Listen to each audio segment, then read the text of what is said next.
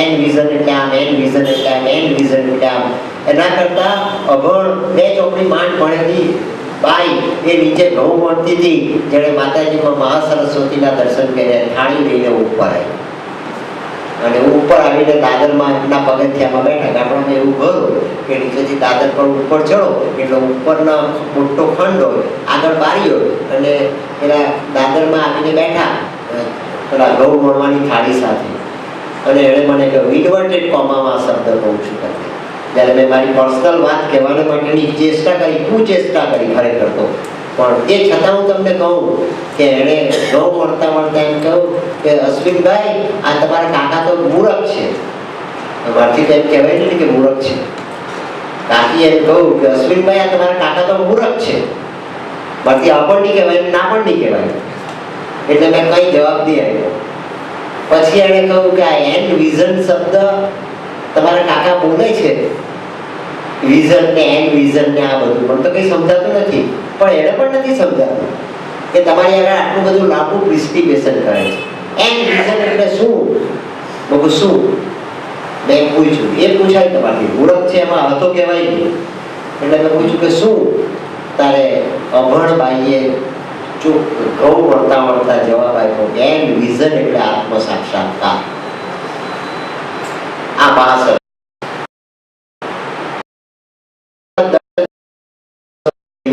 અને તેનું પરિણામ પણ પ્રસાદ તરીકે મને આપ્યું ને તે મારો અનુભવ મેં તમને એટલા માટે કીધો કે સહેજ તો શ્રદ્ધા રાખી જુઓ મિત્રો.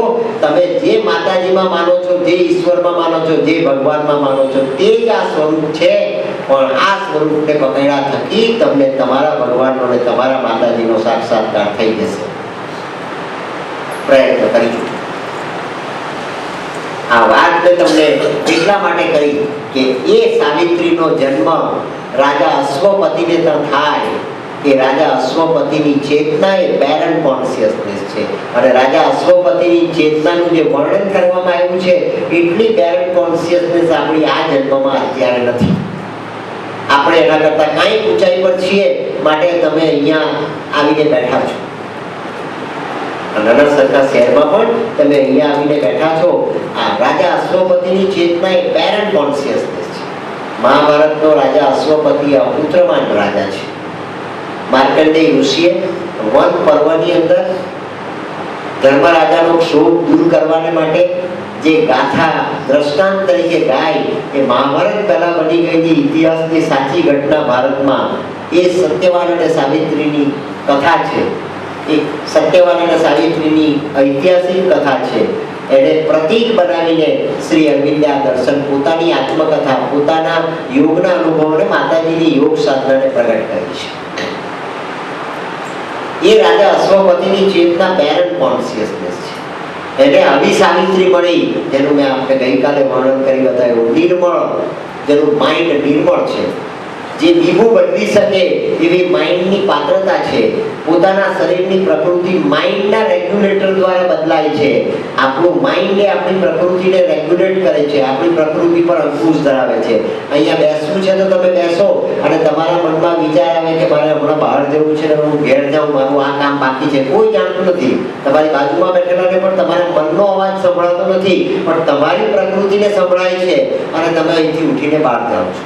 કેમ કે તમારા મને તમને આદેશ આપ્યો, ખાઈએ, પીએ, ઊંઘીએ, જાગીએ, દોડીએ, કામ કરીએ, બોલીએ, લડીએ, ઝઘડીએ, નિર્ણય કરીએ, પ્રતિકાર કરીએ, પ્રત્યાઘાત આપીએ, જે કંઈ જીવનમાં કરીએ છીએ બધું મનના માધ્યમ દ્વારા થાય છે. મન એ આપણી પ્રકૃતિનું માલિક છે અને આપણી પ્રકૃતિ આપણા મનની દોરવાય છે. એ મનથી શ્રી અરવિંદની સાધનાનો પ્રારંભ થાય છે. આપણી સાધના મનથી થાય છે. અને રાજા અશ્વપતિની ચેતના એ નિર્મળ ચેતના સાવિત્રીની છે, એમ શ્રી અરવિંદે બતાવ્યું. એવી સાવિત્રી રાજા અશ્વપતિને વરદાન તરીકે પ્રાપ્ત થઈ છે. જેનું મન સાવિત્રીનું અતિશય નિર્મળ છે. ગંગા સતીએ જેને નિર્મળ કર્યું, આવો મેદાનમાં અને 52 કીર્તન દ્વારા, ગંગા સતીએ 52 કીર્તન દ્વારા પાનબાઈને આ પરિપૂર્ણતા આપી. ભગવાન કૃષ્ણની ચેતનાનો અહેસાસ કરાવ્યો, ભગવાન કૃષ્ણની ચેતનાને એના અંતઃકરણની અંદર સક્રિય કરી દીધી અને ભગવાન કૃષ્ણની ચેતના પાનબાઈના જીવનની અંદર સક્રિય થઈ જાય ત્યારે પાનબાઈ પણ 52 દિવસની તપશ્ચર્યા પછી અને કીર્તન ભક્તિ પછી એ અવસ્થાએ પહોંચી જાય કે ડેથ એટ વિલ અને સાકાર થઈ જાય, સંકલ્પ કરે તે પ્રમાણેનું મૃત્યુ થાય. 1894ની સાલમાં સવડિયાળામાં સૌરાષ્ટ્રના નાના સરખા ગામની અંદર કહળસંગ બાપુ અને ગંગા સતી દંપતી તરીકે જીવતા અને તેની વડારણ દાસી એ પાનબાઈ પિયરમાંથી લઈને ગંગા સતી સાસરીમાં આવેલા અને 1894ની સાલમાં કહળસંગ બાપુએ સમાધિ લીધી. આપણે મારી વાત કરીએ એટલે ગંગા સતીની વાત કહેવાનો સમય નથી, બાકી વાત તમને આ કહેવા જેવી છે. એક કહળસંગ બાપુએ સમાધિ લીધી પણ કહળસંગ બાપુ ગંગા સતીને ના કહી ગયા કે સતી તમે મારી પાછળ સમાધિ નહીં લેતા, તમે લઈ શકો એવી તમારી પાત્રતા છે, તમારી લાયકાત છે, પણ તમે મારી પાછળ સમાધિ લેશો નહીં.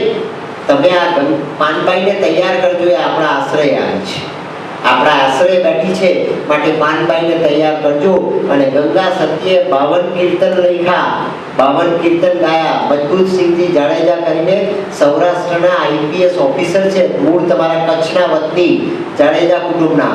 એ મજબૂતસિંહજી જાડેજા આઈપીએસ ઓફિસરે ગંગા સતીનું જીવન વૃત્તાંત, કાઠિયાવાડના રજવાડાઓના જૂના રેકોર્ડને ખોલીને તપાસીને સંશોધન કરીને ગંગા સતીનું જીવન વૃત્તાંત લખ્યું. 200-300 રેફરન્સ આપ્યા ગંગા સતીના ડોક્યુમેન્ટ્સના અને ગંગા સતીનું જીવન લખીને એણે તારીખ નક્કી કરી કે 1894ની સાલ અને 1894ની સાલમાં કહળસંગ બાપુએ સમાધિ લીધી. અને કહળસંગ બાપુ કહી ગયા ગંગા સતીને કે મારી પાછળ તમે સમાધિ લેતા નહીં, આ વડારણ આપણે ઘેર આવેલી છે આપણા આશ્રયે, એને તમે આ પરિપૂર્ણતા અપાવજો. કૃષ્ણ કોન્શિયસનેસની જેને શ્રી અરવિંદે ઓવર મેન્ટલ કોન્શિયસનેસ કરી, અધિમનસની ચેતના અવસ્થા કરી, એ અવસ્થાએ પહોંચાડીને તમારે નિવૃત્ત થવાનું, તમારે સમાધિ લેવાની. અને ગંગા સતીએ 52 કીર્તન ગાયા. 52 કીર્તન પાનબાઈને આત્મસાત કરાવ્યા 52 દિવસમાં. અને 52 દિવસમાં 52 કીર્તન આત્મસાત કરાવ્યા પછી 2 મહિનાના સમયગાળામાં ગંગા સતીએ પણ સદેહ સમાધિ લીધી, જેને શ્રી અરવિંદે નામ આપ્યું death at will. Birth at will and death at will એનું નામ અમરત્વ છે. સંકલ્પ કરીને જન્મ ધારણ કરી શકો અને સંકલ્પ કરીને તમે મૃત્યુ સ્વીકારી શકો, એ અમરત્વ. અને તે કૃષ્ણ ચેતનાનું લક્ષણ છે. અને એ કૃષ્ણ ચેતનાનું વર્ણન કરતા શ્રી અરવિંદે આ સાવિત્રીમાં લખ્યું છે, body was not there because bodies were needed not, soul itself was its deathless form. દેહની જરૂર નથી, દેહ અનિવાર્ય નથી જીવવાને માટે, દેહની જરૂર નથી. વગર દેહે પણ તમે દેહના જેવું કામ કરી શકો. કેમ? કે તમારા આત્મા તત્વને, તમારા આત્માની ચેતનાને તમે દેહાકૃતિ આપી શકો. માટે ગંગા સતીએ ગાયું, બીબે પાડું બીજી ભાત, તારા બીબાને હું બદલી નાખું. નિર્મળ થઈને પાનબાઈ આવો મેદાનમાં, જાણી લો જીવનની આ જાત. એ જીવનની જાત ઓળખાય, લાઈફનો આ પ્રભાવ ઓળખાય, જીવનની ચેતના ઓળખાય, જીવનની ચેતનાની ગતિ અને તેનો સ્વભાવ ઓળખાય. તો તારું બીબું બદલાઈ જશે, ત્યારે બીબા પડું બીજી ભાત પાડું, એ કૃષ્ણની અવસ્થા તને મળી જશે. એમ કહીને ગંગા સતીએ પાનબાઈને 52 દિવસની અંદર આ અવસ્થા અપાવી. કળિયુગ છે, 52 દિવસમાં આ અવસ્થા પ્રાપ્ત થઈ. વ્યાસજીએ શ્રીમદ ભાગવતમાં બતાવી. અને શ્રીમદ ભાગવતનું ડોંગરેજી મહારાજ જ્યારે દર્શન પ્રગટ કરતા, ત્યારે ડોંગરેજી મહારાજ શ્રીમદ ભાગવતના 12મા સ્કંદના અનુસંધાનને પ્રગટ કરતા જણાવતા, કથાકારો પણ જણાવે છે, કૃષ્ણશંકર શાસ્ત્રી જણાવતા, ડોંગરેજી મહારાજ જણાવતા કે કળિયુગ રાજા પરીક્ષિત, સુખદેવજી મહારાજ રાજા પરીક્ષિતને સમજાવે છે. 7મા દિવસે તેને તક્ષક નાગ કરડશે અને તક્ષક નાગ કરડ્યા થકી રાજા તારું મૃત્યુ નિશ્ચિત થશે. અને મૃત્યુ થાય તે પહેલા તું એવો સંકલ્પ કરી દે કે તારું મૃત્યુ એક સ્વૈચ્છિક બની જાય, તને આ પૂર્ણતાનો અનુભવ થઈ જાય, તને પરમાત્માની ચેતનાનો અહેસાસ થઈ જાય.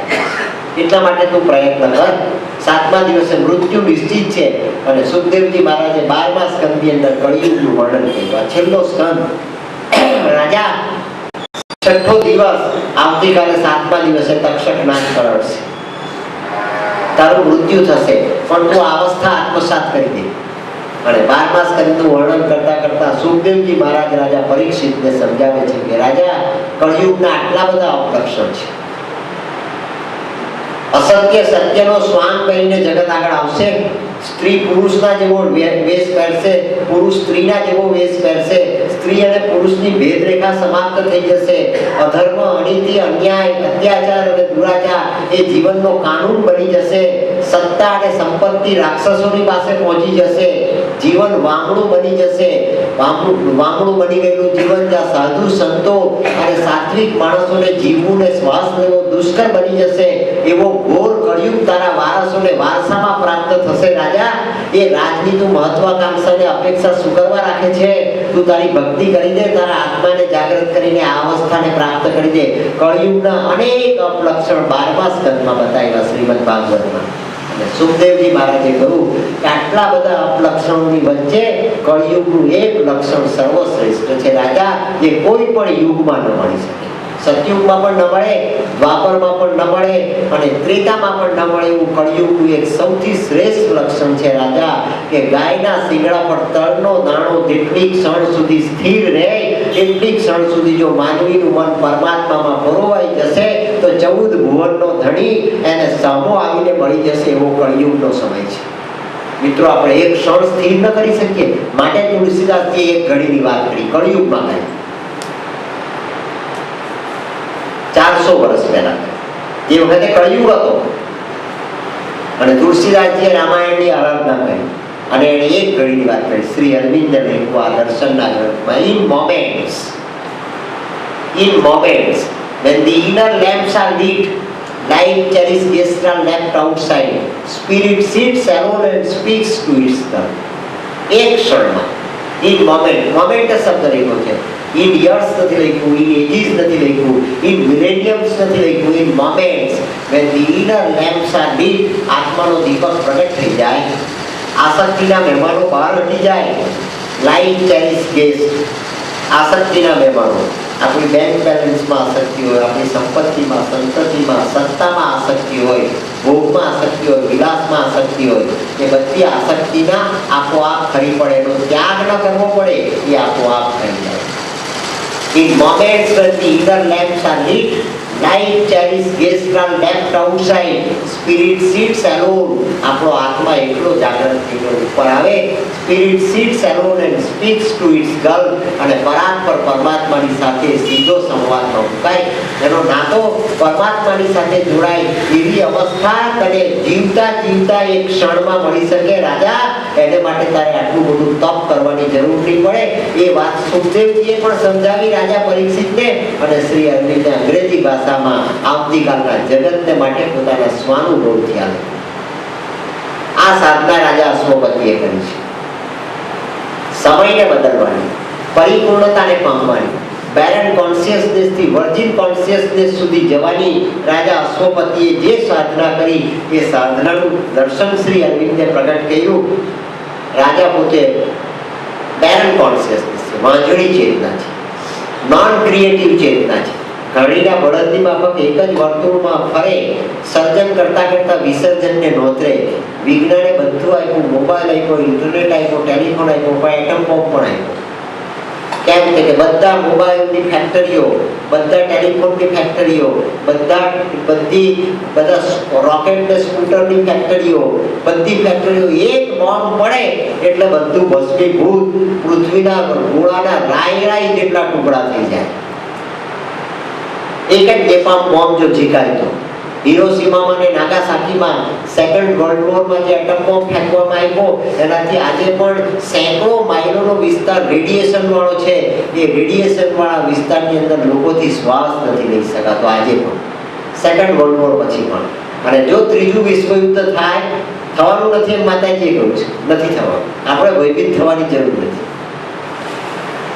જો ત્રીજું વિશ્વયુદ્ધ થાય તો એકાદ નેપામ બોમ્બ ઝીકાય તો આ પૃથ્વીના ગોળાના રાઈ જેટલા ટુકડા થઈ જાય. પણ શ્રી અરવિંદે ઉતારેલું અતિમનસ 1956ની 29મી ફેબ્રુઆરીએ પૃથ્વીની ઉપર જે અતિમનસને ઉતાર્યું એ અતિમનસ આ વર્લ્ડ વોરને રોકે છે. મિત્રો, એક ઓસ્ટ્રિયાના રાજકુમારનું ખૂન થાય અને તેના માટે વર્લ્ડ વોર થાય, એ પહેલી વર્લ્ડ વોરનું કારણ. માર્કેટ જતું રહે અને ઇંગ્લેન્ડની સત્તા જૂટવાઈ જાય એવા પ્રકારનો માહોલ પેદા થાય, એ બીજા વર્લ્ડ વોરનું કારણ બની. એના કરતા અનેક દુષ્કર કારણો આપણી નજર સમક્ષ દેખાયા, પ્રગટ થયા.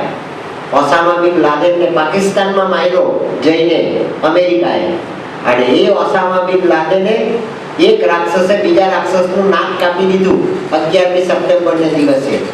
એ 11મી સપ્ટેમ્બર જે દિવસે સ્વામી વિવેકાનંદે 1893ની સાલની અંદર અમેરિકાને જાગૃત થવા માટે આહ્વાન આપેલું, ઉત્તિષ્ઠ જાગૃત પ્રાપ્ય વરાણની બોધે. એ અમેરિકા જાગ્યું નહીં. આજ સુધી એણે જગતમાં જમાદારગીરી કરી, શસ્ત્રો વેચ્યા, બે જણને લડાવીને. એ ધંધો આખા જગતમાં અમેરિકાએ કર્યો. અને એ અમેરિકાની આ ઘમંડે, અમેરિકાની ઘમંડી રાજનીતિને પડકાર આપવા માટે બીજા રાક્ષસે અમેરિકા પર હુમલો કર્યો અને એના 2 ટાવર તોડી પાડ્યા. જગતના દેખતા પાયલોટ પણ એના, પેટ્રોલ પણ એનું, પ્લેન પણ એનું, જમીન પણ એની, મરનાર પણ એના, અને જે ઘમાસાણ થયું તે પણ અમેરિકાનું. બીજા ઓસામા બિન લાદેનના વતનની એક પણ ચીજ નહીં. એ એક રાક્ષસે બીજા રાક્ષસને માત કરી દીધો. પણ તે કઈ તારીખ હતી? 11મી સપ્ટેમ્બર. સ્વામી વિવેકાનંદે જાગૃત થવાનું કહ્યું, ભારતના સંતે જાગૃત થવાની માટેનું આહ્વાન કર્યું, અને મહાસંતા જાગી નહીં, એણે એનો બંધો ચૂકવવો પડ્યો. 11મી સપ્ટેમ્બર. સમય ઓળખાતો નથી આપણાથી, સમય પકડાતો નથી આપણાથી. કેમ કે આપણી ચેતના બેરન્ટ કોન્શિયસનેસ છે. એ વિચાર કરે પણ પોતાના કરેલા વિચારને તોડે. આપણે જે વિચાર કરીએ એ વિચારને આવતીકાલે તોડીએ. આપણે એક નિયમ કર્યો કે આજે નવું વર્ષ છે, નૂતન વર્ષ છે, અને નૂતન વર્ષની અંદર આપણે આજે સંકલ્પ કરીએ કે આપણે આ નથી કરવું, ચા નથી પીવી, મસાલો નથી ખાવો, પેન નથી લેવો, આ નથી કરવું, તે નથી કરવું. એક સંકલ્પ કરે. કેમ કે આજનો નવો દિવસ છે, પવિત્ર દિવસ છે, આપણે સંકલ્પ કરો. ભગવાનને માથે રાખીએ છીએ. ભગવાન સિવાય આપણે કોઈને માથે રાખતા જ નથી, કેમ કે આપણે એને માથે પડેલા છીએ. આપણે એના ચરણમાં કે શરણમાં નથી ગયા. સંકલ્પ કર્યો અને આપણો કરેલો સંકલ્પ ચાલે આખો. બેસતા વર્ષની દિવસો પર આખું વર્ષ ચાલે, કેમ કે બધા જ આપણને નૂતન વર્ષાભિનંદન કરે એટલે આપણને યાદ આવ્યા કરે કે આજે નવું વર્ષ છે, આજે નવું વર્ષ છે, આજે નવું. નહીં તો આપણે ભૂલી જઈએ. આપણી વાંઝણી ચેતના તરત ભૂલી જાય, કેમ કે વિસ્મૃતિ એ વાંઝણી ચેતનાનો સ્વભાવ છે, સ્મૃતિ એ પરમ ચેતનાનો આવિષ્કાર છે. ઋષિ મુનિઓ આખા વેદાંતને યાદ રાખતા. ઋષિ મુનિઓ આ વેદો લખ્યા નથી, એ વેદોને યાદ રાખ્યા. શ્રુતિ સ્મૃતિ દ્વારા એ પેઢીઓની પેઢી ચાલ્યા, હજારો વર્ષોથી અને લાખો વર્ષ સુધી એ વારસો આપણો જળવાઈ ગયો. એ આ સંસ્કૃતિનું જ્ઞાન છે, એ વારસો જળવાઈ ગયો. એને યાદ રાખવો પડ્યો નથી, લખેલું નથી. એને છાપીને કોઈ અશોકના શિલાલેખની જેમ લખવામાં નથી આવ્યા. તમે કોઈ વેદ લખાયો કોઈ શિલાલેખની ઉપર એવું જોયું? ગીતાજી લખીને કૃષ્ણએ સહી કરી એવું તમે જોયું? ડોક્યુમેન્ટ બનાવીને તાંબાના પત્ર પર લખીને એને સહી કરાવીને ધૃતરાષ્ટ્રનો સિક્કો મરાવ્યો એવું તમે જોયું? જગતમાં આજે પણ એ જીવાય છે, યાદ છે. સ્મૃતિ હતી. સ્મૃતિ એ પરમાત્માની પરમ ચેતનાનો આવિષ્કાર છે, અને વિસ્મૃતિ એ વાંઝણી ચેતનાનો અનુભવ છે. આપણને વિસ્મૃતિ થાય અને આપણને એમ થાય ઉંમર થાય કે ઉંમર થઈને એટલે ભૂલી ગયા. ના, ઉંમર થઈ એટલે ભૂલી નથી ગયા. ચેતનાને સંકોરવાનો યુવાનીમાં પ્રયાસ નથી કર્યો માટે ભૂલી ગયા. યુવાનીમાં જો ચેતનાને જાગૃત રાખવાનો પ્રયાસ કર્યો તો 90 વર્ષે પણ તમને બધું યાદ રહેતે. જંગલનો સિંહ એને પેલો સર્કસનો રિંગ માસ્ટર કેચ કરીને લાવે અને લાવ્યા પછી જોખમ મોરીને પેલા સિંહને બી તૈયાર કરીને એવો તૈયાર કરે કે પેલો રિંગ માસ્ટર પોતાની ચાબુક લઈને ત્યાં સર્કસના એરિનામાં આવે તો આ જંગલનો કહેવાતો સિંહ ત્રાણ પાડે, પણ ત્રાણ પાડ્યા પછી પેલા રિંગ માસ્ટર પર હુમલો કરતો નથી. એ પેલો રિંગ માસ્ટર જ્યાં લાકડી ઠોકે ત્યાં પેલો સિંહ કૂતરાની જેમ ઉપર જઈને ચડે.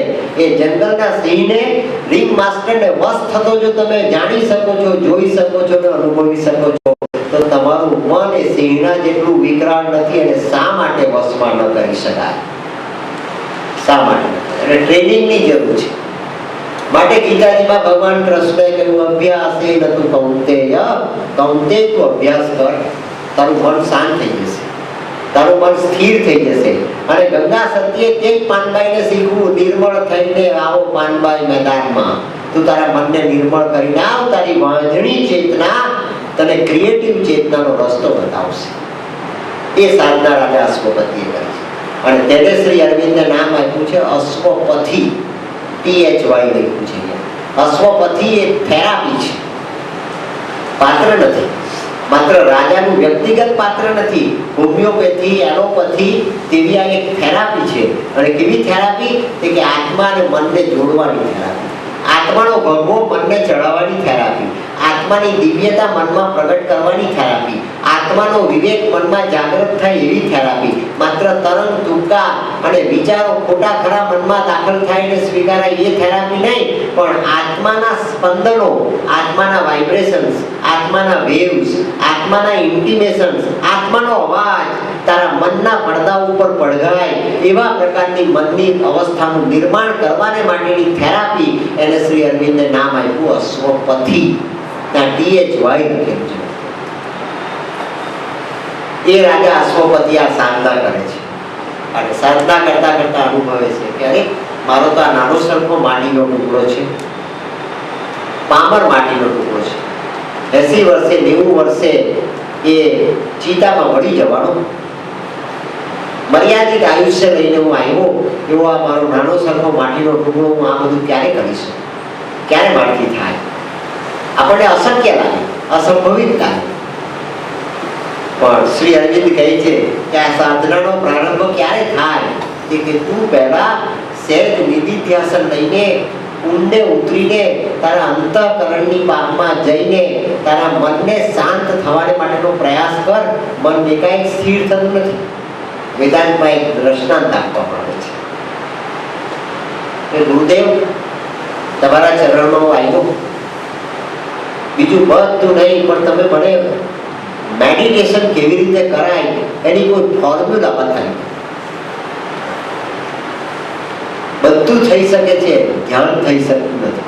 હું જાણે વિચાર કરું છું ત્યારે તો મન એટલું બધું, પહેલા તો 1 કે 2 વિચાર મનમાં હોય છે, પણ જ્યારે હું ધ્યાન કરવા બેસું છું 2 અગરબત્તી ચેતાની ત્યારે વિચાર, મન એ વિચારોનું ઉભરાતું ગોડાઉન બની જાય છે. અને બારણા બારીમાંથી બધા વિચારો બહાર નીકળે છે,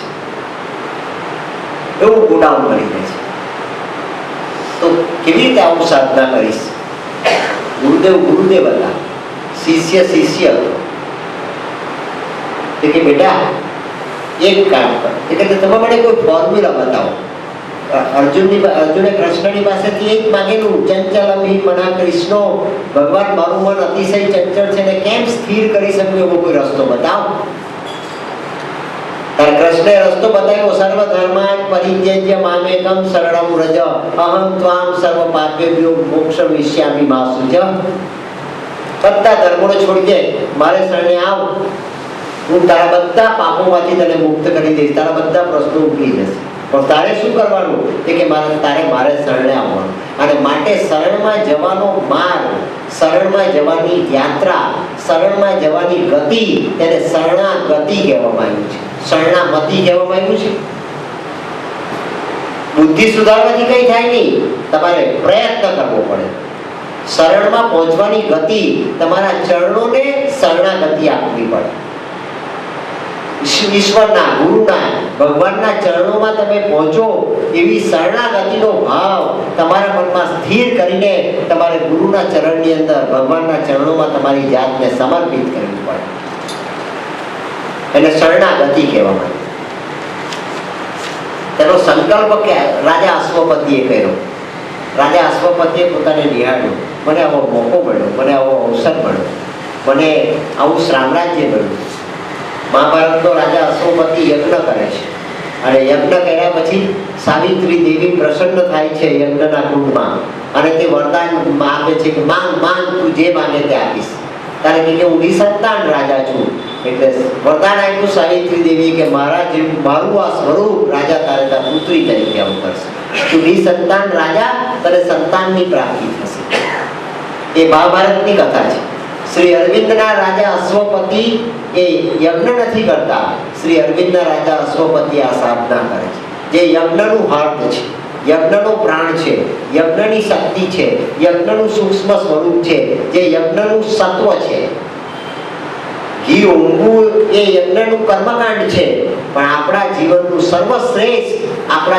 સર્વશ્રેષ્ઠ સંકલ્પ પરમાત્માએ આપેલા મન, પ્રાણ અને શરીરના ત્રિવેણીના સંગમના પિંડનું સર્વશ્રેષ્ઠ ઉપયોગ એ યજ્ઞને સમર્પિત કરવો, એનું નામ શરણાગતિ છે. અને તે શરણાગતિનો માર્ગ રાજા અશ્વપતિએ સ્વીકાર્યો. શ્રી અરવિંદે લખ્યું, total surrender was his only strength. રાજા અશ્વપતિની કઈ શક્તિ હતી કે total surrender was his only strength. સંપૂર્ણ શરણાગતિ આ એની સ્ટ્રેન્થ છે. અહીંયા લખ્યું, ઈચ એક્શન. રાજા અશ્વપતિએ શું કહ્યું કે એક એક કામ, ખાય તો પણ ભગવાનને સમર્પિત, પીએ તો પણ ભગવાનને સમર્પિત, કોઈ વાત કરે તો પણ પરમાત્માને સમર્પિત. એના મનમાં એક જ વિચાર સ્થિર થઈ ગયો કે મારા જીવનની અંદર હું જે કંઈ કરું, મનસા વાચા ચ કર્મણા, એવું ભગવાનને જ સમર્પિત થઈને કરું છું, એવો ભાવ એના મનમાં સ્થિર થઈ ગયો. એવો ભાવ આપણે સ્થિર ન કરી શકીએ. સોયમાં દોરો પરવવો હોય મિત્રો, તો 2 હાથ છે, 2 આંખ છે, એક સોય છે ને એક દોરો છે. 6 જણ છે, 6, એક નહીં, 2 હાથ, 2 આંખ, દોરો ને સોય. અને સોયને એક હાથમાં પકડી. જે હાથમાં સોય છે તે હાથમાં દોરો નથી, ને જે હાથમાં દોરો છે તે હાથમાં સોય નથી. અને 2 આંખ છે, એ 2 આંખને એક કરી, ક્યાં? પેલા સોયના કાણાની ઉપર. અને સોયના કાણા પર 2 આંખને એક કરી અને જમણા હાથનો દોરો એ પેલા સોયના કાણા સુધી લાવ્યા. 2 આંખ એક થઈ, હાથ દોરો પકડનાર હાથ એક બાજુ પર આવ્યો, સોય પકડનાર હાથ બીજી બાજુ પરથી આવ્યો. 4 એક જગ્યાએ સ્થિર થયા. દોરો, સોય અને 2 હાથ. ત્યારે બધી 2 આંખ પણ તે 4ની સામે સ્થિર થઈ. અને તમે દોરો સોયમાં પરોવ્યો તે વખતે મચ્છર બેઠો તે પણ ખ્યાલ નથી, માખી બેઠી તે પણ ખ્યાલ નથી, રસોડામાંથી કોઈએ બૂમ પાડી તે પણ ખ્યાલ નથી. એટલું કોન્સન્ટ્રેશન હોય તો સોયમાં દોરો પરોવાઈ જાય તો જગતનો ધણી કેટલા કોન્સન્ટ્રેશન પછી મળે. સોયમાં દોરો પરોવવાને માટે 6 જણને ભેગા કરવા પડે. 6 વાના એક થાય ત્યારે સોયમાં દોરો પરોવાય. તો ભગવાન એટલો રસ્તામાં પડેલો છે કે આપણને 2 ફૂલ ચડાવવાથી મળી જાય. અભ્યાસ એ નતું કૌંતેય, તું અભ્યાસ કર, પણ તારો અભ્યાસ નિરર્થક જાય નહીં. જો તારી શરણાગતિ હશે તો મામેકમ શરણમ વ્રજ અહમ ત્વામ સર્વ પાપેભ્યો, હું તને મુક્ત કરી દઈશ. તું તારા કર્મો થકી મુક્ત થઈ શકે નહીં, હું તને મુક્ત કરી દઈશ. એવી 14 ભુવનનો ધણી અર્જુન તને ખાતરી આપે છે. અહમ ત્વામ સર્વ પાપેભ્યો મોક્ષયિષ્યામિ મા શુચિ. એ અવસ્થાને શ્રી અરવિંદે લખ્યું, surrender was, total surrender was his only strength. એ રાજાએ શું કહ્યું? આ greater sonship was his divine right. એણે અનુભવ્યું કે ગ્રેટર સનશીપ, હું સામાન્ય માટીનું સંતાન નથી. પરમાત્માએ મારા આત્માના સંકલ્પો પ્રમાણે મને આ જન્મ આપ્યો છે. અને મિત્રો, આપણે આપણા મા બાપને પસંદ કરીને આવેલા છે. આપણા આત્માએ આપણા માતા પિતાને પસંદ કર્યા છે, માટે એ માતા પિતાને ઘેર આપણો આત્મા આવ્યો છે. અને આપણે ત્યાં જે આવ્યા સંતાન, એ સંતાનોએ આપણને પસંદ કરેલા છે. મિત્રો, એમ નહીં માનવું કે આ કોઈ અકસ્માત છે. આપણે ત્યાં આવેલા સંતાન આપણને પસંદ કરીને આવ્યા, અને આપણે આપણા મા બાપને પસંદ કરીને ગયા છે. એટલું વિજ્ઞાન આ સાધનામાં શ્રી અરવિંદ પ્રગટ કરે છે. ગ્રેટર સનશીપ છે. અરે પિતાજી, શું પાપ કર્યા મેં કે આ તમારા જેવા દરિદ્રીને હું આવ્યો. મારા મિત્રને હું જ્યારે સ્કૂલમાં જઈને જોઉં છું કે આવો છે, આવો છે, આવો છે, આવો છે, આવો છે, અને તમે મને 5 રૂપિયા નથી આપતા, તમે મને 10 રૂપિયા નથી આપતા. એવો વિચાર આવે તો માનવું કે આપણે પામર સંતાન છીએ.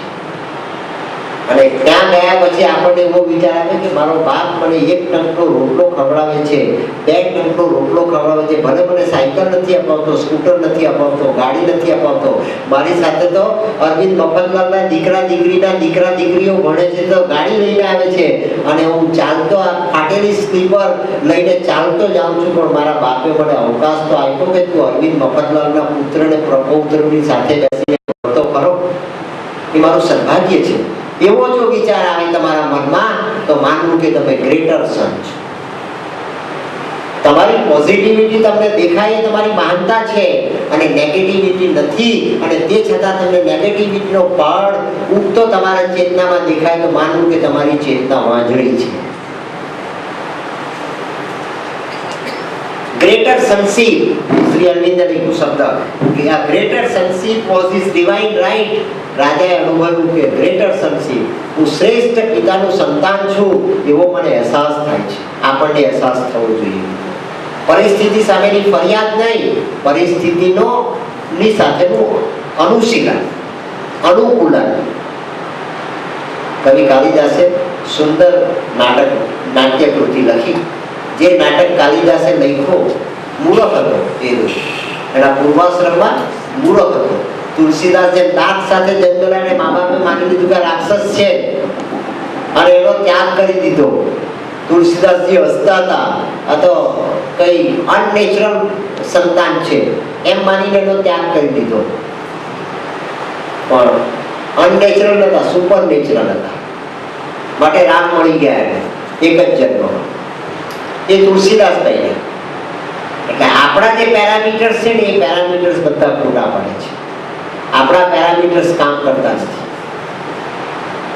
પણ આ પેરામીટર્સ કામ કરે છે. Greater sonship was his divine right. અને તે ડિવાઇન રાઇટને લઈને જે જન્મા છે એવો એને અહેસાસ થાય, પોતાની પોઝિટિવિટી એને દેખાય. પેપર વેચતો અબ્દુલ કલામ ફેર્યો એક દિવસ રામેશ્વરના રસ્તાની ઉપર એના પેપર વેચીને જતો જ બધો વરસાદનો મદ્રાસમાં અને સાઉથમાં ભવ્ય ટાઈમ ચોમાસું આવે. વરસાદ પડ્યો એટલે પેપરનું બંડલ સાયકલ પર મૂકેલું હતું, એ સાયકલ છે સ્લીપ મારી કાદુમાં, એટલે બેલેન્સ પૂરું હલી ગયું, એટલે પાછળ મૂકેલી પેપરની ઠોકડી જમીન પર પડી.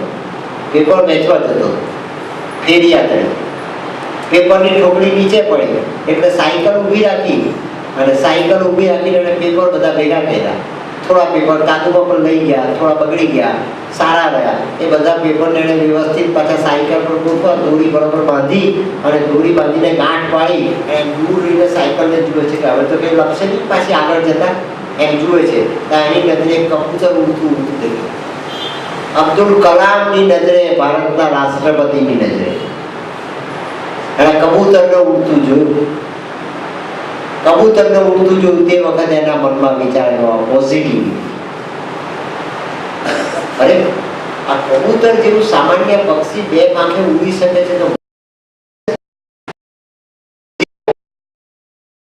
માણસને સુંદર આપ્યું, ભલે એને પાંખ નથી આપવામાં આવી. આ કબૂતર જો ઉડી શકે છે તો માણસ તો ઉડી શકે. અને ચાર્લ્સ ડાર્વિન વાંચેલો અબ્દુલ કલામે, એટલે એને સામાન્ય વિચાર આવે કે પક્ષી કરતા માનવ ઊંચો છે. એટલે વિચારેલો કે પક્ષી કરતા માનવ તો ઊંચો ગણાય, ઉડી શકે છે, વાત કરી શકે છે, વિચારી શકે છે, નિર્ણય કરી શકે છે.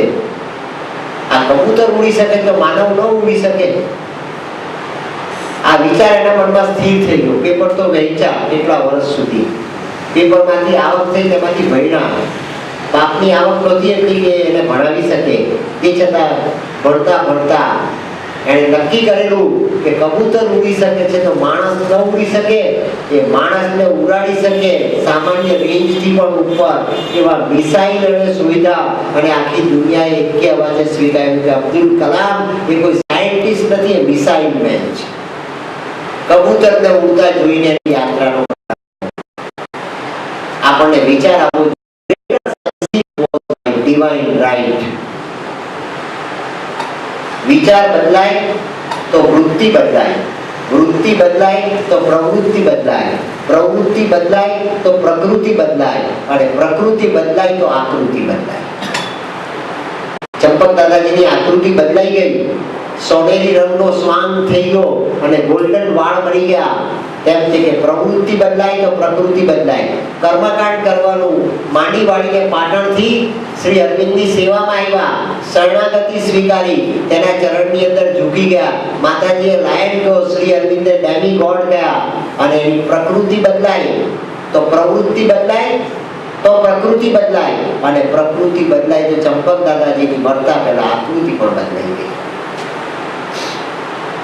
બીજો દ્રષ્ટાંત એટલે સિદ્ધાંત સ્થિર થઈ જશે તમારા મનમાં.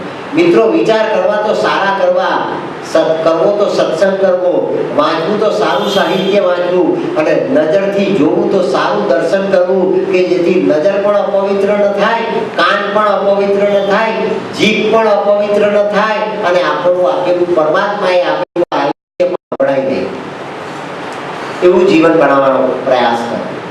તો જીવન જીવવાનું માધુર્ય આપણને પકડાશે, એનો અનુભવ થશે. માણસ ખાવા પીવા માટે, ભોગ વિલાસ કરવા માટે જન્મ્યો નથી. માણસ પોતાની ચેતના અવસ્થાને પરમાત્માની અટારી સુધી લઈ જવાને માટેનું ઉડ્ડયન કરવાને માટે આત્મા છે. આ એનું ધ્યેય છે. ઉત્તિષ્ઠ જાગ્રત માટે સ્વામી વિવેકાનંદે બે શબ્દો વાપર્યા, ઉત્તિષ્ઠ અને જાગ્રત. Awake and arise, stop not till the goal is reached. ઉઠો, જાગો. આપણે ઉઠીએ તો રોજ આંખ ખોલીને જાગૃત નથી થતા, પણ જે જાગે તેને વૃત્તિ બદલવાને માટેનો વિચાર પ્રાપ્ત થાય.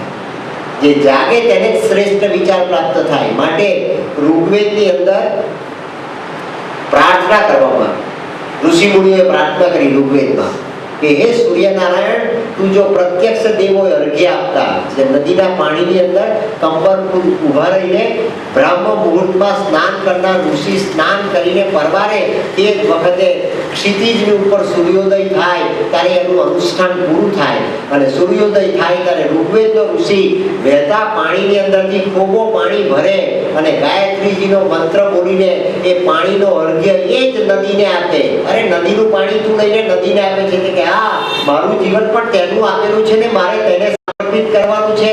એ સંકલ્પો અહીંયા પાણીની અથેળીમાંથી પાણીનો અર્ઘ્ય આપી દેશે એવું છું.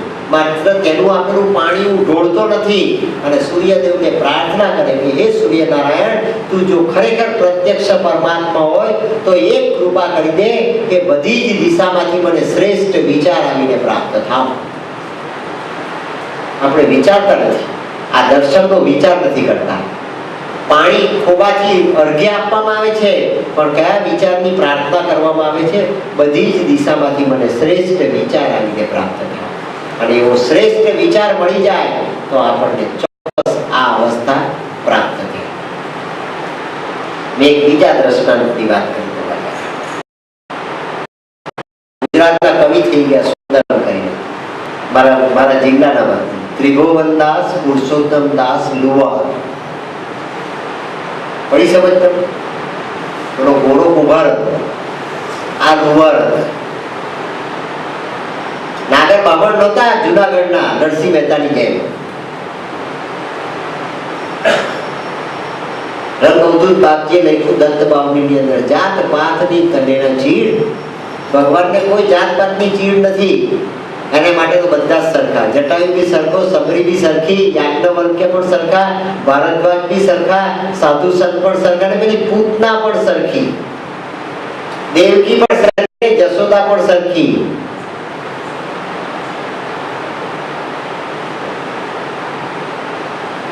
અને કવિ સુંદર પોંડિચેરી રહ્યા. પોંડિચેરી જીવન વિતાવ્યું. અને જીવન વિતાવતા કવિ સુંદરમની આખી મુખાકૃતિ બદલાઈ ગઈ. મિત્રો, કવિ સુંદરમના અંતિમ સમયના ફોટા તમે જુઓ છેલ્લા વર્ષોના, તો તમને માતાજી બેઠેલા હોય ખુરશી પર એવો આભાસ થાય. એની આખી આકૃતિ માતાજીમાં બદલાઈ ગઈ. ચંપક દાદાજીની આકૃતિ શ્રી અરવિંદમાં બદલાઈ ગઈ. નલિનદાની આકૃતિ શ્રી અરવિંદમાં બદલાઈ ગઈ. અને ચંપક દાદાજી જ્યારે સાદડી પર સૂતા ત્યારે સાદડીની ઘડી વાળવાને માટે મથુરાની અંદર ચંપક દાદાજી પધારેલા. અને મથુરા એ આશ્રમની અંદર મારી 7 દિવસની સપ્તાહ દીધા. 7 દિવસ ચંપક દાદાજી, તમને આકૃતિ દેખાય જાણે શ્રી અરવિંદ સુતેલા. આ વાસ્તવિકતા છે. સુંદરમનો છેલ્લા વર્ષોનો ફોટો જુઓ તો તમને એની મુખાકૃતિ, માતાજીના મુખાકૃતિ બની ગયો એવો અનુભવ થાય. એ સુંદરમે છેલ્લા દિવસોનો એને અહેસાસ આવ્યો. ડેથ હેડ બીન, હવે જવાનો સમય થયો. સાધના આ જન્મની પરિપૂર્ણ થઈ. હવે જે બાકી છે આવતા જન્મમાં કરીશું એવો દિવસ નજીક આવી ગયો. એના એધાણ એને વર્તાવા માંડ્યા. એટલે સમાધિ પર માતાજીની માથું મૂકે છે. જગતમાં એક જ સમાધિ પોંડિચેરીમાં એવી છે કે જ્યાં નીચે શ્રી અરવિંદને સમાધિ આપવામાં આવી છે અને ઉપરના સ્પેસની અંદર માતાજીને સમાધિ આપવામાં આવી છે. બંનેની સમાધિ એક જગ્યાએ. તમારે ત્યાં જેસલ તોરલની સમાધિ છે, પણ જેસલની સમાધિ જુદી ને તોરલની સમાધિ જુદી. બેની અલગ અલગ સમાધિ છે. શ્રી અરવિંદજી અને માતાજીની એક જ સમાધિ છે પોંડિચેરી. અને જેસલ તોરલની સમાધિની ભૂમિના માણસ જો માતાજીની સમાધિ લગી પહોંચશે ને તો આ બે સમાધિ છે એ બે સમાધિનું પુણ્ય એટલું પ્રગટ થશે તમારા જીવનની અંદર કે તમને ગ્રેટર સનસીટનો અહેસાસ થઈ જશે. જજો જજો ત્યાં એનો કોલ થાય ત્યારે જવાનું ચૂકશો નહીં ને જઈ આવજો. પૈસાને ભાડું થશે, પૈસા પણ આવશે. સમય પાછો નથી આવવાનો. ટાઈમ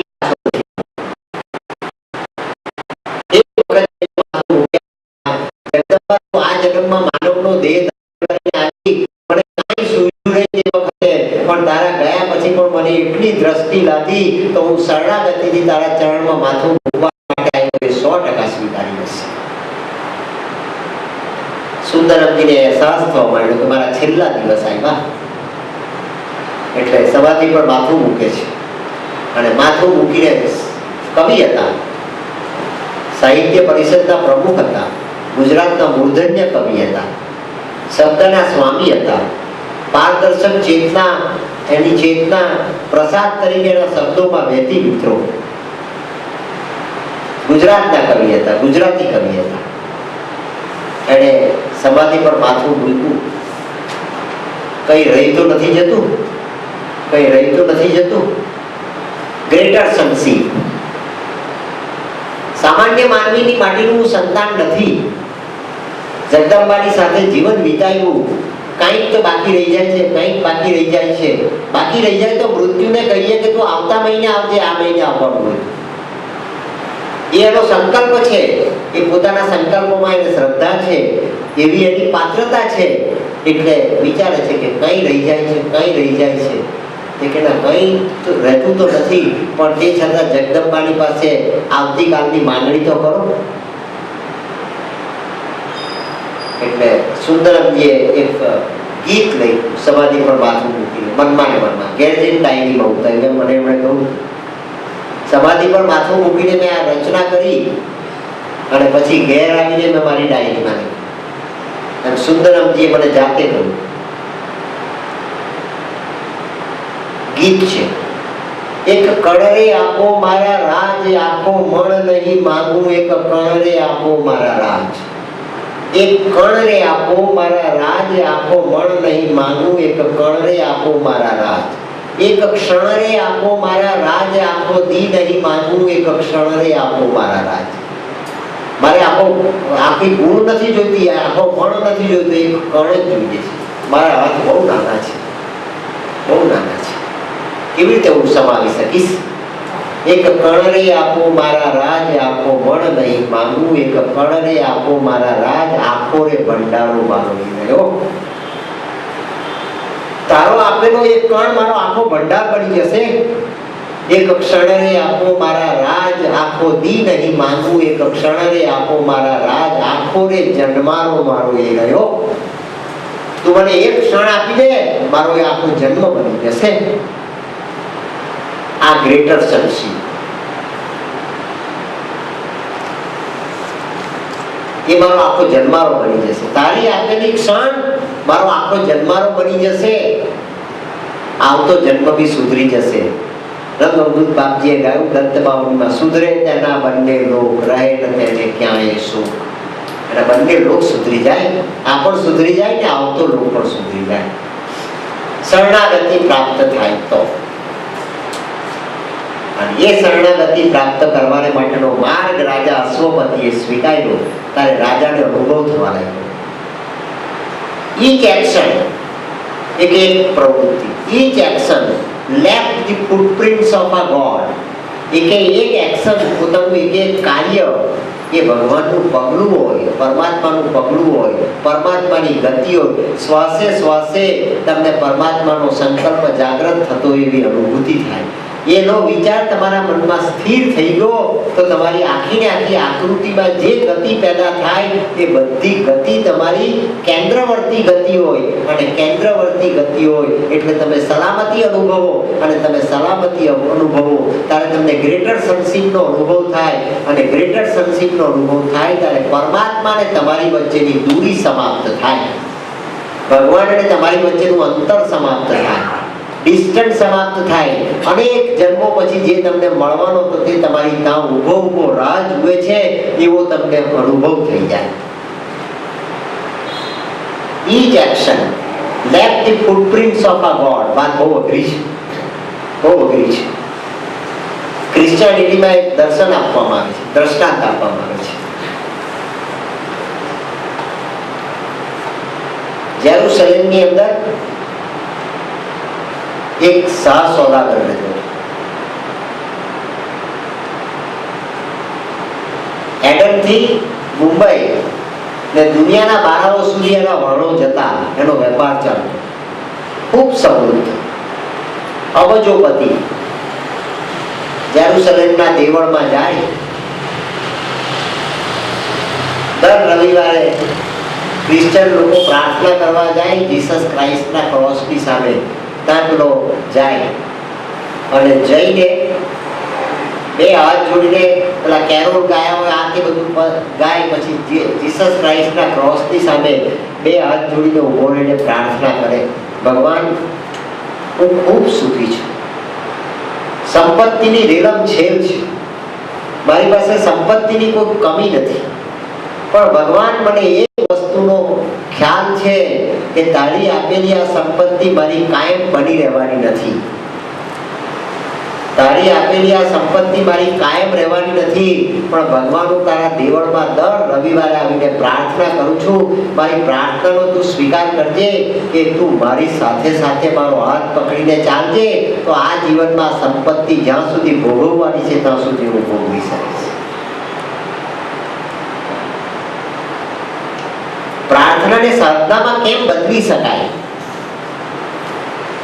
તેની આ ફોર્મ્યુલા છે.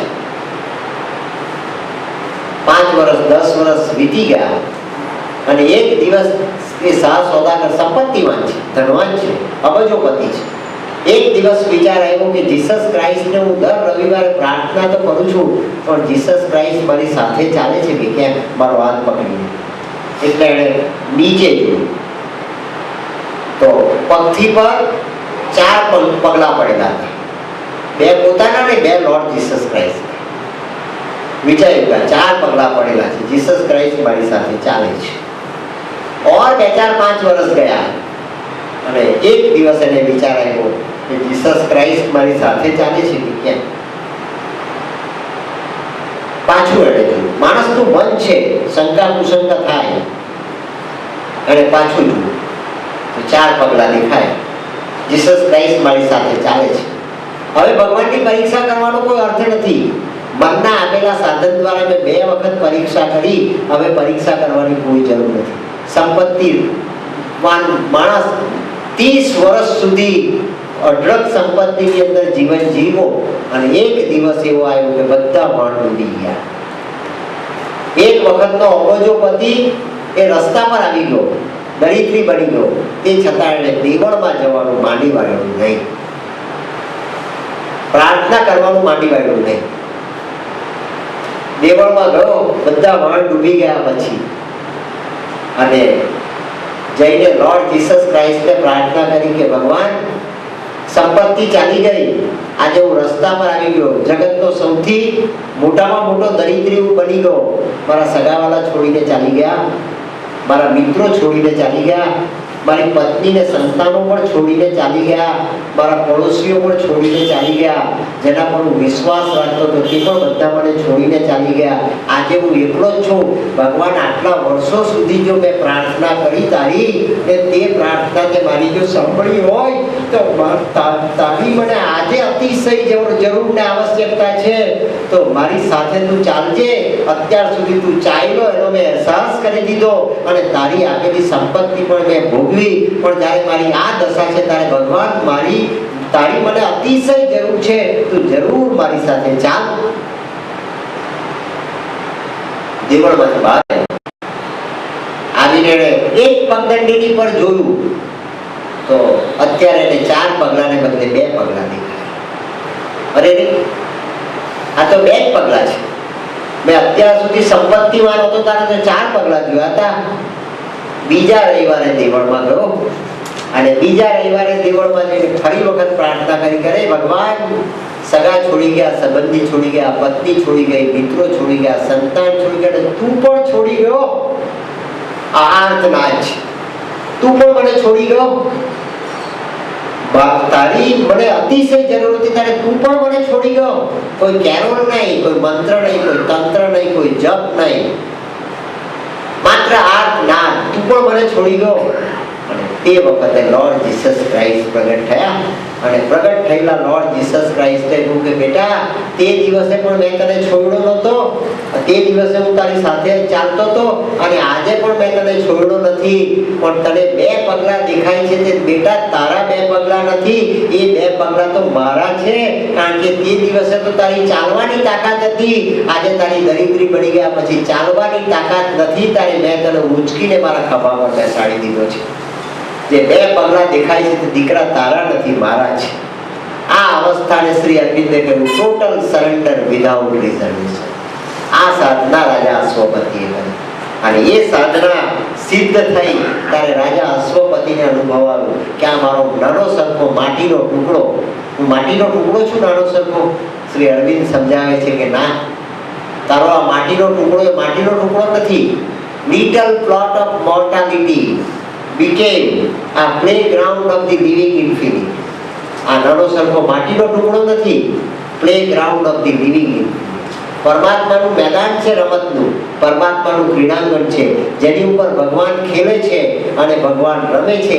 એવો આ તારો નાનો સરખો માટીનો ટુકડો એ માટીનો ટુકડો નથી. And incognito of the imperishable. નાવડી કાગળની છે દીકરા, પણ એટલું તો સ્વીકાર કે કાગળની નાવડીનો તરતી મૂકનાર કાગળનો નથી. જેણે નાવડીને તરતી મૂકી છે કાગળનો નથી. કાગળની નાવડીને તરતી મૂકનાર તો જગતનો બ્રહ્માંડનો ધણી છે. એણે લીલા કરી અને તારી નાવડીને કાગળની બનાવી, પણ એણે સંકલ્પ કર્યો છે કે તારી કાગળની નાવડી પણ સામે કિનારે પહોંચી જશે. તો તું એવો વિચાર નહીં કર કે તારી નાવડી કાગળની છે, એને તરતી મૂકનાર કાગળનો નથી, એ સામે કિનારે પહોંચશે જ. આ શ્રદ્ધાથી તું જીવન જીવવાનો પ્રયાસ કર. તારો આ માટીનો ટુકડો એ ભગવાનનું ક્રીડાંગણ બની જશે. પરમાત્માનો પરમાનંદ એ તારી પ્રાપ્તિ, તારી સિદ્ધિ, તારા આયુષ્યનું નવનીત બની જશે. તું શ્રદ્ધા રાખીને તારું જીવન જીવવાની કોશિશ કર. રાજા અશ્વપતિએ એ શ્રદ્ધા સાથે જીવન જીવવાનો પ્રયત્ન કર્યો અને શ્રી અરવિંદે માર્ગ બતાવ્યો છે. રાજા અશ્વપતિની અવસ્થા પેસેન્જરની બની, રાજા અશ્વપતિની અવસ્થા ટ્રાવેલરની બની, રાજા અશ્વપતિની અવસ્થા મરાઇનરની બની, પિલગ્રીમની બની. એ યાત્રી હતો, એ યાત્રીને બદલે સંનિષ્ઠ યાત્રી બન્યો. સંનિષ્ઠ યાત્રીમાંથી પરમ યાત્રી બન્યો અને પરમ યાત્રીમાંથી એવો મરજીવો બન્યો કે શ્રદ્ધા રાખીને કિનારે ચાલવાને બદલે સમુદ્રની અંદર ડૂબકી મારતા મોતી એના હાથ વગા લાગી જાય. રવિન્દ્રનાથ ટાગોરે ગાયું કે કિનારે કિનારે હું ચાલું તો મને છીપડા પ્રાપ્ત થાય છે, અને એક વખત હિંમત કરીને હું આ મહાસાગરની અંદર ડૂબકી મારું તો ભગવાન કદાચ તારી કૃપા થઈ જાય અને મને મોતી પણ મળી જાય. પણ કિનારે ચાલવાથી મોતી મળવાના નથી. ડૂબકી મારું તો મોતી મળે પણ ખરા ને ન પણ મળે, પણ હું તારામાં શ્રદ્ધા રાખીને જો ડૂબકી મારીશ તો 100% મને મોતીની પ્રાપ્તિ થઈ જશે. રવિન્દ્રનાથ ટાગોર ગાય છે. મેં તમને સમજાવ્યું શરૂઆતમાં Fortunate are those who take plunge into the future. નસીબવંતા માણસો તે છે કે જે ભવિષ્યમાં કૂદકો મારે છે, સમુદ્રમાં કૂદકો મારવો પડે. મોતી મેળવવા હોય તેને મરજીવા બનવું પડે. સાધનાનો માર્ગ એ મરજીવાનો માર્ગ છે. શિર સાટે નટવરને વળીએ, માથું મૂકીને ભગવાનને વરાય, માથું મૂકીને પરમાત્માના બનાય, માથું મૂકીને પરમાત્માના સંતાન બનવા માટેનું આપણને સદભાગ્ય પ્રાપ્ત થાય. એ સાધના રાજા અશ્વપતિએ કરી છે. પેસેન્જર, ટ્રાવેલર અને પિલગ્રીમ. પિલગ્રીમ એટલે યાત્રી. પાવાગઢના ડુંગરની ઉપર જગદંબાનું મંદિર દેખાય છે, એનો દીપક પ્રગટે છે. આપણે તો ખીણમાં ચાંપાનેરના રસ્તા પર ઉભેલા છીએ. પાવાગઢની ટોચ પર મહાકાળી બેઠેલી, એનો દીવો દેખાય છે. આપણને શ્રદ્ધા પેદા થવી જોઈએ કે કાળ મીંડા પહાડ, એ પહાડને ચડીને હું એના ઉપરના શિખર પર પહોંચીશ, ત્યાં મને જગદંબા અને તેનો દીપક પ્રત્યક્ષ દેખાશે. પણ ચડવાનો પ્રયત્ન પોતે કરવો પડે છે, પ્રયાસ આપણે કરવો પડે છે. એ અવસ્થા છે પિલગ્રીમની અવસ્થા. ચઢાણ કપરા છે, પણ તે છતાં આપણે ચડવાની કોશિશ કરીએ તો એ પિલગ્રીમની અવસ્થા 100% આપણને પ્રાપ્ત થાય, આપણે ઊંચાઈ પર પહોંચી શકીએ. ડોંગરેજી મહારાજ શ્રીમદ ભાગવત સમજાવતા, આ દર્શન રજૂ કરતા, ભક્તિનો માર્ગ નરસિંહ મહેતાએ ગાયું તેમ ભક્તિ ખાંડા કેડી ધાર. આ ખાંડાની ધાર છે, આ સીધો રસ્તો નથી, ઝીગઝાગ રસ્તો છે. પણ જો તારો એ હાથ પકડે તો ડુંગર પણ વામણા થઈ જાય અને સમુદ્ર પણ ખાબોચિયું બની જાય. જો એને તારો હાથ પકડો છે, અને એ તારો હાથ ત્યારે જ પકડે જ્યારે તારી શરણાગતિનો એ સ્વીકાર કરે. તો તારી શરણાગતિ જો પરમાત્મા સ્વીકારે તો એ જરૂર તારો હાથ પકડે, અને તારો હાથ પકડે તો તારો રસ્તા પર તે ચાલે. 2 પગલા મારા છે, તારા નથી. એ અવસ્થા આપણને અનુભવાય. ડોંગરેજી મહારાજ ભાગવતજીની આ ભાગવત ગતિ, આ ભાગવત ગતિ છે. પરમાત્માને પગલે ચાલવું, પરમાત્માની ગતિથી ચાલવું, પરમાત્માના શ્વાસમાં શ્વાસ લેવો, પરમાત્માની દ્રષ્ટિથી જોવું, અને પરમાત્માના સંકલ્પથી પોતાના જીવનને જીવવું. જીવન એનું નથી, પોતાનું નથી, પરમાત્માનું છે. એ વેવલેન્થની અંદર જીવન જીવવું, એ યોગને શ્રી અરવિંદે યોગ ઓફ એસેન્ટ કર્યું છે. એ રાજા અશ્વપતિની સાધના છે. એ મનથી ઉપરના મનની યાત્રાનો માર્ગ છે. ત્યાં મનના શ્રી અરવિંદે સ્તર બતાવ્યા છે. પહેલું માઇન્ડ, માઇન્ડની ઉપર હાયર માઇન્ડ, હાયર માઇન્ડની ઉપર ઇલ્યુમિન માઇન્ડ, ઇલ્યુમિન માઇન્ડની ઉપર ઇન્ટ્યુઇટિવ માઇન્ડ, ઇન્ટ્યુઇટિવ માઇન્ડની ઉપર ઓવર માઇન્ડ, અને ઓવર માઇન્ડ તે કૃષ્ણ કોન્શિયસનેસ. ઓવર માઇન્ડ એ ભગવાન કૃષ્ણની ચેતના. પહેલું મન, મનની નીચે પ્રકૃતિ. પ્રકૃતિનો સ્વભાવ વૃત્તિ છે. બટાકા વડા ખાવાની વૃત્તિ થાય, દારૂ પીવાની વૃત્તિ થાય, વ્યભિચારની વૃત્તિ થાય, કામ, ક્રોધ, મદ, મત્સર, મોહ, માયા, મમતા, મમત્વની વૃત્તિ થાય. એ બધો શરીરની પ્રકૃતિનો ધર્મ, શરીરની પ્રકૃતિનો ગુણધર્મ. પ્રકૃતિની ઉપર મન છે. એ મનનો ધર્મ છે વૃત્તિ. એને વૃત્તિ પેદા થાય. અનુકરણની વૃત્તિ, અહમની વૃત્તિ, કામ, ક્રોધની વૃત્તિ, એ વૃત્તિ પેદા થાય. એ મનનો ગુણધર્મ છે. અને મનને સહેજ ઉપર ઉઠાવવામાં આવે ત્યારે વૃત્તિને બદલે વિવેક પેદા થાય. મને અહીંયા બેઠા પછી એમ વિચાર્યું કે ચાલો જેનું નીચે ઉતરીને બટાકા પૌવા મૂકેલા છે, આ પેંડા મૂકેલા છે, નીચે ઉતરીને હું ખાઈ લઉં. આટલા બધા લોકો સાંભળે છે તમને, તમે બેઠા છો અને તમને પેંડા ખાવાનું મન થઈ ગયું. મન તો થાય પણ ઉતરીને પેંડા ખવાય નહીં. અહીંથી ઉતરીને પેંડા ખવાય નહીં. પ્રસાદ તરીકે ધરાવેલા પેંડા એ માવજીભાઈ ત્યારે બધાને બેસશે ત્યારે જો તો પહેલા તમને આપશે, પણ ત્યાં સુધી તમારે રાહ જોવી પડે. આનું નામ વિવેક.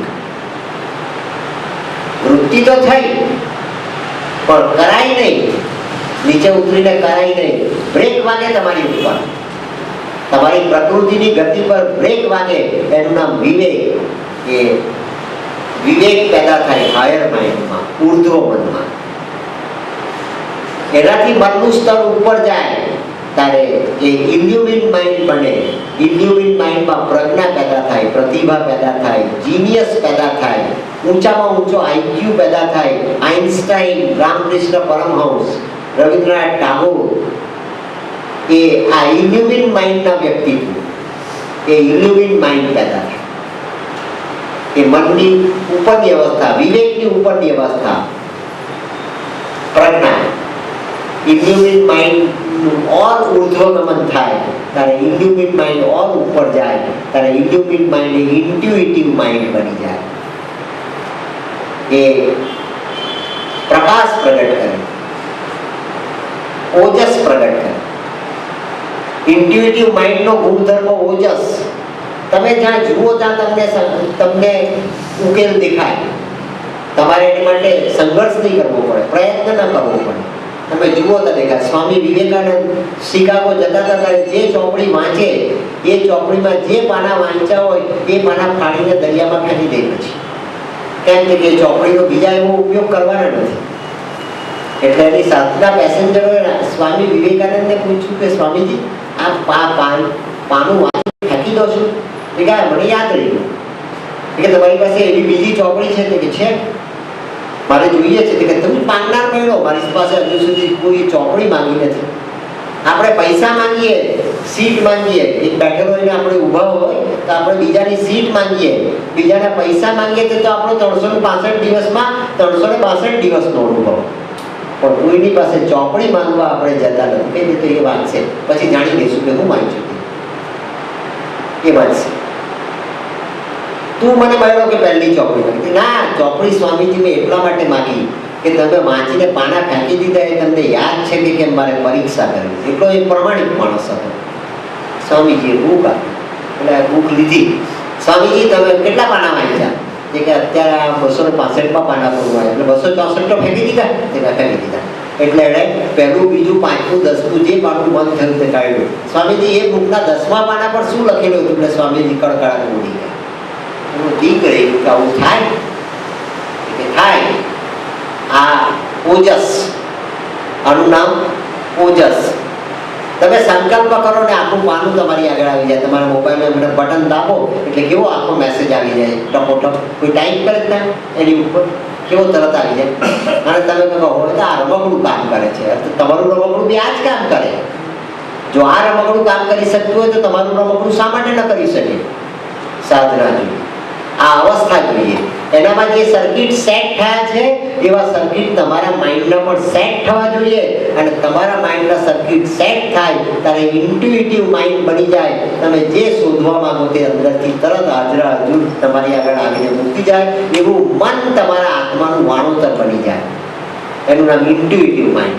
અને એની ઉપર ઓવર માઇન્ડ એ કૃષ્ણ કોન્શિયસનેસ, એ કૃષ્ણની ચેતના. અને તે અવસ્થાએ તમારું મન પહોંચી જાય. એ અવસ્થા રાજા અશ્વપતિ પામવાને માટે આ સાધના કરે છે. વધારાનું આચમન આપણે આવતીકાલે કરીશું. ડોંગરેજી મહારાજ આ ભાગવત ગતિ સમજાવતા મનની ગતિને ભાગવત ગતિ બનાવવી પડે. અને મનની ગતિને ભાગવત ગતિ બનાવવી ત્યારે પ્રાર્થના કરવી પડે. વરના પાંદડા જેવા